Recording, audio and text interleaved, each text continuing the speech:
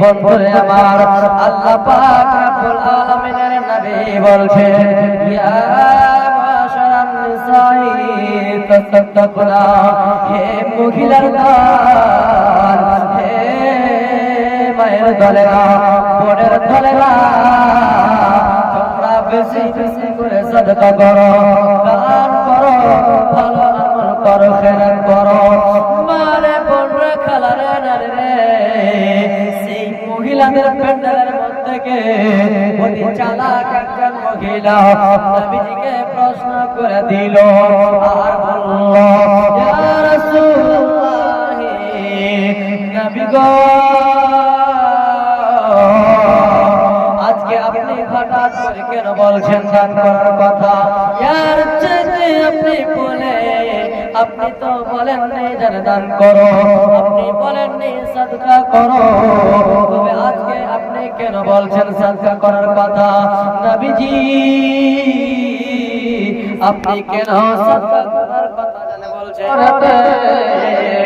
দাঁড়িয়ান আল্লাহ দান বদলাতে আমিন আমিন আল্লাহ আমিন আমিন, দোয়া কবুল করো রব্বুল আলামিন। মা বোন খালারে আমার, বাপরে আমার, ভাইরে আমার, বলছিলাম আপনাদের সম্মুখে আল্লাহ রাব্বুল আলামিনের নবী বললেন ইয়া মাশারান নিসাই তাসাদদাকুনা, হে মহিলার দলেরা, তোমরা বেশি বেশি করে সাদকা করো, বেশি বেশি করে দান করো। যে কথাটা বলো, মহিলাদের মধ্য থেকে একজন মহিলা আল্লাহর নবীকে বলেন ইয়া রাসূলুল্লাহ, নবীজি আজকে আপনি হঠাৎ করে সাদকা করার কথা কেন বলছেন গো নবী? আজকে আপনি দান করার কথা কেন বলছেন গো নবী? এই কথাটা বলে বন্ধুরে আল্লাহ রাব্বুল আলামিনের নবী বলছেন ওরে আমার মায়ের দলেরা, ওরে আমার খালার দলেরা, বোনের দলেরা, তোমরা শুনে রাখো, আল্লাহর নবী বলছেন আমি জান্নাত এবং জাহান্নাম দেখে আসলাম। যখন মেরাজের সফর করে আসলাম, সেই সময়তে আমি যারা দেখতে পেলাম আল্লাহ পাক রব্বুল আলামিন আমার সঙ্গে জিবরিল আমিনকে দিয়ে জান্নাত দেখালেন। জান্নাত খানা দেখলাম এবং জান্নাত দেখার পর জাহান্নাম দেখলাম। সেই জাহান্নাম যখন দেখতে গেলাম, সেই জাহান্নামের ভিতরে যখন আমি একটা দরওয়াজাতে হাত রেখে জাহান্নামের ভিতর খানা যখন দেখলাম, সেই জাহান্নামের ভিতরে শুধু মহিলা জানে জ্বলছে, শুধু মহিলা বেশি জ্বলছে জাহান্নামে। বন্ধুরে আমার, মা আমার, বোন আমার, সেই জাহান্নামী মহিলাকে দেখার পর আল্লাহ পাক রব্বুল আলামিনের নবী জনাব মুহাম্মদুর রাসূলুল্লাহ সাল্লাল্লাহু আলাইহি সাল্লাম জিবরিল আমিনকে প্রশ্ন করলেন, হে জিবরাইল আমিন, জিবরিল আমিন, এই জাহান্নামের ভিতরে মহিলারা কেন জ্বলছে বেশি? সুবহানাল্লাহ। সেই সময় জিবরিল আমিন নবীজিকে বলেছিলেন যে জিবরিল, ইয়া রাসূলুল্লাহ, এই যে মহিলারাকে দেখছেন যে জাহান্নামে তারা জ্বলছে, তারা তিনটি গুনার কারণে জাহান্নামে জ্বলছে। সেই তিনটি গুনাহ হলো যে মহিলারা আল্লাহর জিনিসে তারা বেশি বেশি করে লাঞ্ছন করে এবং স্বামীর মালে নাশকরি করে এবং তারা বেহায়া বেপরদা হয়ে চলে। এই তিনটি গুনাহ হওয়ার কারণে, পাপ হওয়ার কারণে সেই মহিলারা জাহান্নামে জ্বলে। সুবহানাল্লাহ।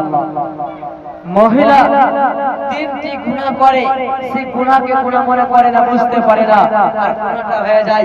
সেই গুনাহটা হওয়ার কারণে তারা জাহান্নামে জ্বলছে।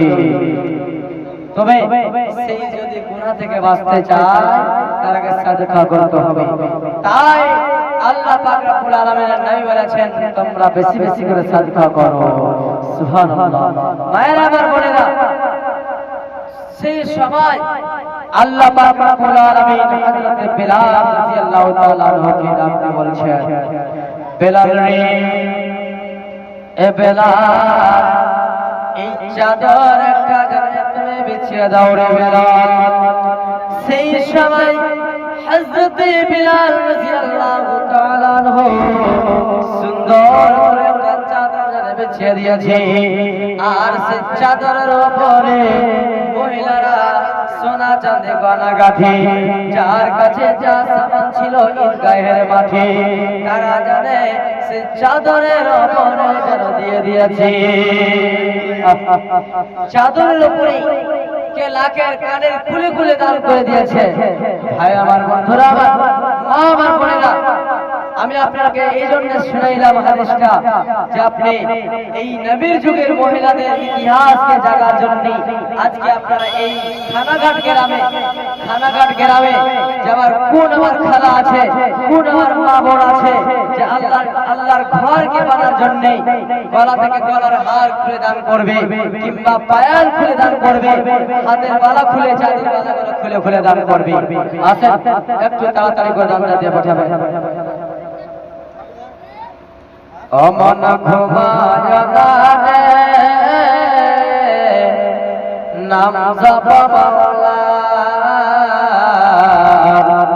একদিন ঘুমাইবার মন অমর মাঝার, অমন ঘুমায় না রে, অমন ঘুমায় না রে